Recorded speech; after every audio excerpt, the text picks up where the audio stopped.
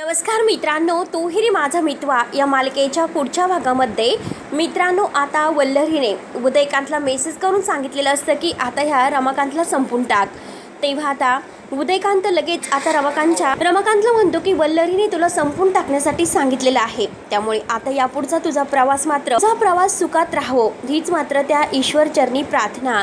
त्यानंतर मात्र आता इकडे जे काही पांडुरंगाची पालखी चालू आहे आणि त्यामध्ये आता ईश्वरी आणि अर्णव यांना ती पालखी भेटते.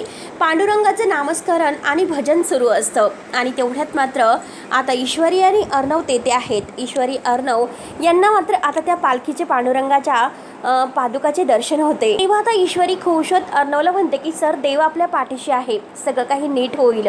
तेव्हा अर्णव खुश होतो. त्यानंतर इकडे राकेश आता त्या मडक्यामधून काहीतरी आता अंगारा वगैरे काढतो आणि तो अंगारा हातामध्ये उधळत म्हणतो की अर्णव राजशिर्के, आजपर्यंतचा तुझा सगळा काही हिशोब चुकता होणार आहे, तुला मी बर्बाद केल्याशिवाय राहणार नाही. तेव्हा आता मित्रांनो पुढे नक्की काय होईल हे बघायला विसरू नका. तोपर्यंत धन्यवाद.